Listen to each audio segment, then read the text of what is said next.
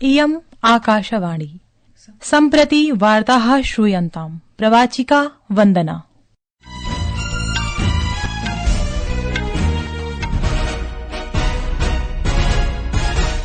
आदौ मुख्यवार्ताः। प्रधानमन्त्री नरेन्द्र मोदी अद्य नवदिल्ल्यां तमिलभाषीय कवेः सुब्रह्मण्य भारती इत्येतस्य सम्पूर्ण कार्य संग्रहस्य विमोचनं कृतवान्। प्रोदीरितवान् यत् समृद्ध भारतस्य प्रत्येकजनस्य च सशक्तीकरणाय सुब्रह्मण्य भारती वर्यस्य दृष्टिः सर्वान् प्रेरयति। संसदः द्वयोः सदनयोः पक्षस्य विपक्षस्य च सांसदानां मध्ये कोलाहलकारणेन राज्यसभायाः कार्यजातम् आदिवसं यावत् तत्रैव लोकसभायाः कार्यजातं 2 वादनं यावत् स्थगितम्। अद्य दिल्लीनगरे ऋतुकालस्य शैत्यं प्रातः कालः समंकितः। अपि च महिला क्रिकेट प्रतिस्पर्धायाम् ऑस्ट्रेलिया दलेन त्रिस्पर्धायाम् एकदिवसीय श्रृंखलायाः तृतीये अन्तिमे च द्वन्द्वे भारताय विजयाय 99,200 धावनानाङ्कं लक्ष्यः स्थापितः। अथ वार्ताः विस्तरेण। प्रधानमन्त्री नरेन्द्र मोदी अद्य नवदिल्ल्यां तमिलभाषीय कवेः स्वाधीनता सेनानिनः च सुब्रह्मण्य भारती इत्येतस्य सम्पूर्ण कार्य संग्रहस्य विमोचनं कृतवान्। अस्मिन् वसरे प्रधानमन्त्री सुब्रह्मण्य भारती इत्येतस्मै श्रद्धाञ्जलिं समर्प्य उक्तवान् यत् देशः अद्य महानकवे जयन्तीम् आमानयति। आज देश महाकवि सुब्रह्मण्य भारती जी की जन्म जयंती मना रहा है। मैं सुब्रह्मण्य भारती जी को श्रद्धापूर्वक नमन करता हूं, उन्हें अपनी श्रद्धांजलि अर्पित करता हूं। भारत की संस्कृति और साहित्य के लिए, भारत के स्वतंत्रता संग्राम की स्मृतियों के लिए और तमिलनाडु के गौरव के लिए एक बहुत बड़ा अवसर है। श्रीमोदिना कथितं यत् महाकवेः सुब्रह्मण्य भारती इत्येतस्य कार्य संग्रहस्य विमोचनं कृत्वा असौ सम्मानस्य अनुभवं करोति। प्रधानमन्त्रिणा प्रोदीरितं यत् समृद्ध भारतस्य प्रत्येकजनस्य च सशक्तीकरणाय सुब्रह्मण्य भारती वर्यस्य दृष्टिः सर्वान् प्रेरयति। सुब्रह्मण्य भारती जी ऐसे महान मनीषी थे जो देश की आवश्यकताओं को देखते हुए काम करते थे। उनका विजन उतना व्यापक था। उन्होंने हर उस दिशा में काम किया जिसकी जरूरत उस कालखंड में देश को थी। भारतीयार केवल तमिलनाडु और तमिल भाषा की ही धरोहर नहीं है, वो एक ऐसे विचारक थे जिनकी हर सांस मां भारती की सेवा के लिए समर्पित थी। प्रधानमन्त्री नरेन्द्र मोदी अद्य गीता जयन्त्यवसरे जनेभ्यः शुभकामनाः प्रदत्तवान्। सामाजिक सञ्चारपटले एकस्मिन् सन्देशे श्रीमोदिना लिखितं यत् अयं पवित्र महोत्सवः भारतीय संस्कृतेः आध्यात्मिकतायाः परम्परायाः च मार्गदर्शनं कुर्वतः दिव्यशास्त्रस्य जन्मदिवसरूपेण आचर्यते। प्रधानमन्त्री भगवतः श्रीकृष्णस्य स्मरणं कृत्वा आशां व्यक्तीकृतवान् यत् भगवद्गीता सर्वेभ्यः कर्मयोगस्य मार्गं प्रदर्शयिष्यति। प्रधानमन्त्रिणा नरेन्द्र मोदिना अद्य अवधानं दत्तं यत् यथा यथा देशः महता परिमाणेन आंकिकीयरूपेण संयोजितो भवति तथा आन्तर्जालिक अपराधस्य भीतिः अपि निरन्तरं वर्धमाना अस्ति इति। संस्कृत वार्तायाः संस्करणमिदम् इदानीम् आकाशवाणीतः प्रसार्यते। सममेव अयं कार्यक्रमः आकाशवाण्याः अन्तर्जालपटले www.newsonair.gov.in इत्यत्र अथ न्यूज ऑन एआईआर चल दूरभाषीय तन्त्रांशे अपि उपलब्धो भविष्यति।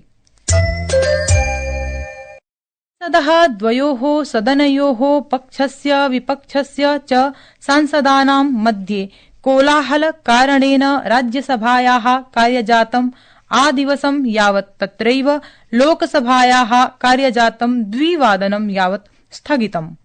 प्रथम स्थगनानन्तरं राज्यसभायाः कार्यजातं यदा मध्याह्ने 12 वादने पुनः प्रारब्धं तदा सदनस्य नेता केन्द्रीय मन्त्री च जगत् प्रकाश नड्डा अमेरिका देशस्य जॉर्ज सोरोस फाउण्डेशन इत्यनेन सह कांग्रेस नेतॄणां कथित सम्बन्धस्य विषये सदने चर्चां याचितवान्।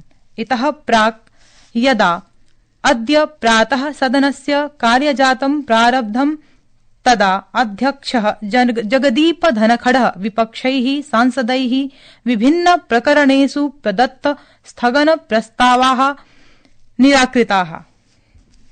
संसदीय कार्यमन्त्री किरेन रिजिजू राज्यसभायाः अध्यक्षं विरुध्य अविश्वासं प्रस्तावम् आलक्ष्य विपक्षस्य निन्दां कृतवान्। भारतीय लोकतंत्र में 72 साल बाद एक ऐसा किसान का बेटा उपराष्ट्रपति के पद में पहुंच करके इस देश को सेवा करने का काम किया है। इस राज्यसभा सदन का सभापति के रूप में पूरा देश देख रहा है। वित्तमन्त्री निर्मला सीतारमण अद्य बलं प्रदत्तवती यत् वैश्विक शान्ति पुनः स्थापयितुं विश्वस्य प्रशासनैः उद्योगैः च मिलित्वा कार्यं कुर्युः। नवदिल्ल्यां CII इत्येतस्याः संस्थायाः वैश्विक आर्थिक नीति मञ्चस्य उद्घाटनसत्रे उपस्थित जनान् सम्बोधयन्ती वित्तमन्त्री उक्तवती यत् अस्मिन् दशके वैश्विक प्राथमिकता सामान्यस्थितेः पुनर्स्थापनं भवेत्। सा अवदत् यत् युद्धानि व्यवधानानि च परिहर्तव्यानि यतोहि एतानि आपूर्ति श्रृंखला व्यवधानानां मुख्यकारणानि सन्ति। सा उक्तवती यत् सामान्यस्थितेः पुनर्स्थापनस्य दायित्वं सर्वेषां उद्योगानां प्रशासनानां नीति निर्मातॄणां नागरिकाणां नागरिकमञ्चानां च वर्तते। वित्तमन्त्री बलं प्रदत्तवती यत् अर्थव्यवस्थायाः प्रौद्योगिक्याः वित्तस्य च संगमः वैश्विक प्रगते भविष्यम् आकारयति। बांग्लादेशे अस्मिन् वर्षे अगस्त मासस्य 5 दिनाङ्कात् आरभ्य अक्टूबर मासस्य 22 दिनाङ्कं यावत् अल्पसंख्यकानां सम्बद्धानि आहत्य 88 प्रकरणानि पञ्जीकृतानि। ह्यः ढाकानगरे वार्ताहरान् संसूचयन् मुख्य परामर्श ददातु प्रचार माध्यम सम्बद्ध सचिवः शफीकुल आलमः उक्तवान् यत् एतेषु प्रकरणेषु 70 जनाः विष्टब्धाः। सुनामगंज, नरसिंगणी, चट्टग्राम, ढाका इत्येतेषु स्थलेषु अल्पसंख्यकेषु सद्यः एव भवितानाम् आक्रमणानां चर्चां कृत्वा तेनोक्तं यत् यदि एतेषु स्थलेषु नूतनघटनाः भवन्ति चेत् गृहीतानां प्रकरणानां च संख्या वर्धितुं शक्यते। अद्य दिल्लीनगरे ऋतुकालस्य शैत्यं प्रातःकाल समङ्कितः, यत्र राष्ट्रिय राजधान्याः सफदरजंग स्थानके तापमानं 4.9 डिग्री सेल्सियस् मित यावत् अभिलिखितम्। राष्ट्रपतिः द्रौपदी मुर्मुः अद्य नवदिल्ल्यां विज्ञान भवने अस्य वर्षस्य राष्ट्रिय पंचायतन पुरस्कार प्रदत्तवती। अनेन पुरस्कारेण मूलस्तरे समावेशि सतत विकासम् अग्रे वर्धयितुं पंचायती राज इति संस्थानां प्रयासेभ्यः मान्यता प्रदत्ता। महिला क्रिकेट प्रतिस्पर्धायाम् ऑस्ट्रेलिया दलेन त्रिस्पर्धायाम् एकदिवसीय श्रृंखलायाः तृतीये अन्तिमे च द्वन्द्वे भारताय विजयाय 99,200 धावनाङ्कानां लक्ष्य स्थापितः इति वार्ताः।